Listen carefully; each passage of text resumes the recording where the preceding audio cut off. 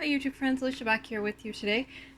I'm hoping that this video can maybe be a bit of an encouragement on things that you can do if you just can't afford to buy all the latest items and things like that.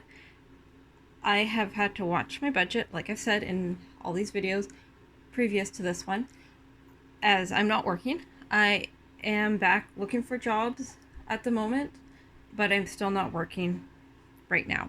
So what I did was I made a whole bunch of my own sprayed papers with my own sprays.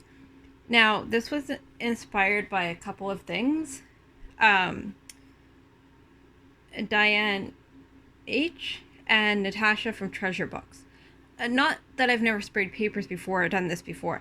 That's not what I'm talking about, the inspiration came from. But just both of them do this kind of thing, and I was inspired to get out my stuff and do it again. So this one I'll just show you. These are label stickers. It didn't turn out quite the way I was hoping, but it's not finished. I'm going to stamp it yet. And then I will have pre-made embellishments in circles. Oh, another thing I should say. So for things like label stickers and printer paper and all that kind of thing, I do buy some, obviously, but I also watch my thrift store. It's surprising how much of that different kind of papers come into the thrift store. Everything from label paper to printer paper to photo paper to vintage papers. So I would check your thrift stores before buying new, because especially if you're just using it for spraying or things like that, you don't need a really high quality paper, and paper can get expensive. So I will just show you some of my papers that I've made.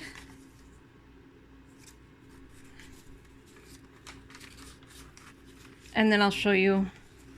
So I made a huge stack. Oh, this is another really big one I did. I did this on expensive paper. Quite honestly, it was a waste of expensive paper. So I'm just gonna, and not because of the way it looks. It looks fine, but I think I'm gonna use that for printing. I've used it for, I like it because it's heavier for wet media, but it's too expensive to just spray ink on. So this is some of them.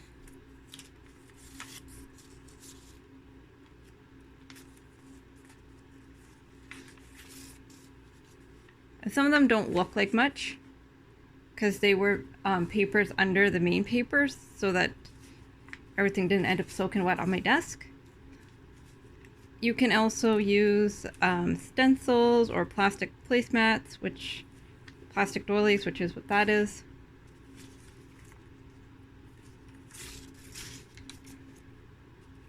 And if I wanted them smoother, I could iron them, which I probably won't, just because I don't like ironing. This one was done with tie-dye powder, and I spritzed it, which I picked up at the Dollar Tree.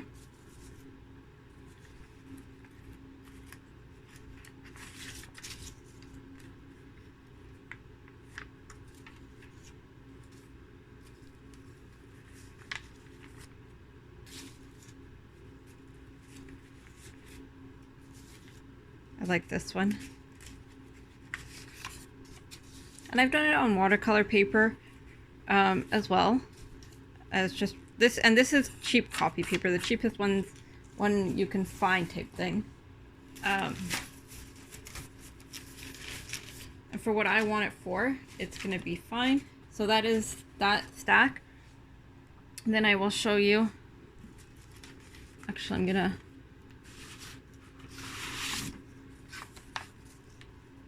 move that out of the way. I will show you what I was making. So these are inspired by a stamp set I saw that somebody had, and I love her stamps. Diane,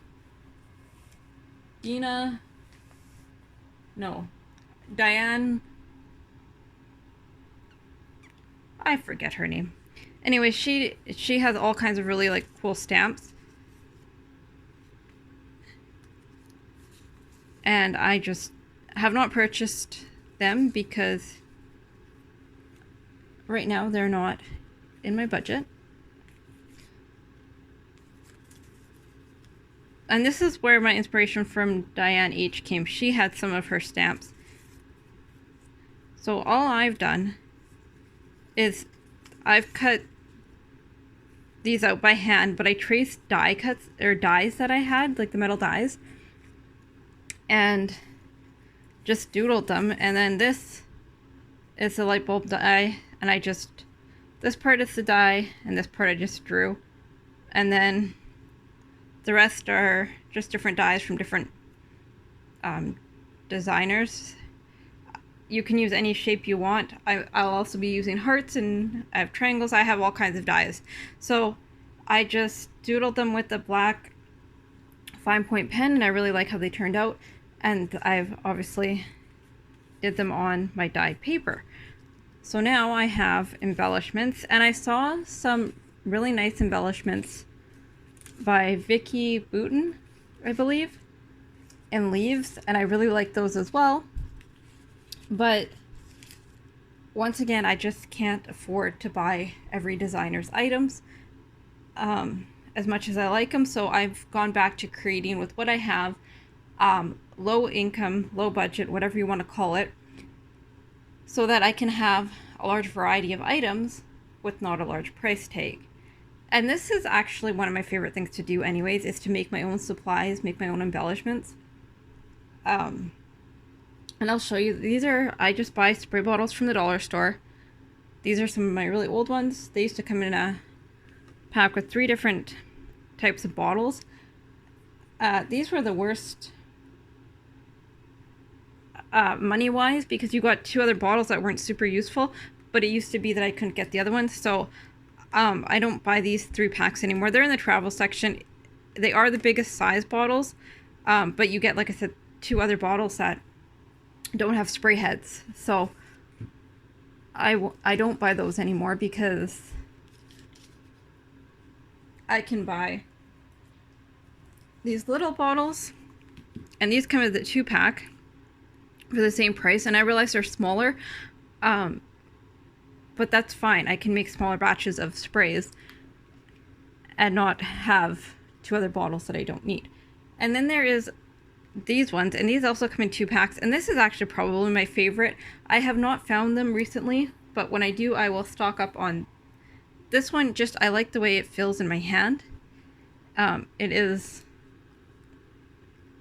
noticeably smaller again, but it's taller, which means that it's just easier to use than these for me. But I have made all of these sprays. So one thing about making sprays is there's tons of videos on there. The only thing I will say is do not use acrylic paint unless you're going to use the sprays the same day or right away, because they will clog your spray heads. It will thicken and it turns almost into a plastic. But if you want like an acrylic spray, like a opaque spray, tempera paint works, and it doesn't clog the bottles, and you can buy that at the dollar store.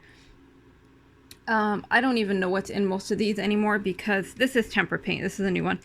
These are some of the original sprays I've made probably about 10 years ago in these bottles. But yeah, so I've made sprays in every color. And the other reason I started this project was I was just trying to use up some of my sprays. I had sprays everywhere in every color, and I just wanted to get them down to a manageable amount. So that was the other inspiration for that project. But anyways, I just hope that offers you guys some encouragement on using your supplies to make what you want without having to go and purchase the latest items that you may or may not be able to afford, and get the same results. Talk to y'all later.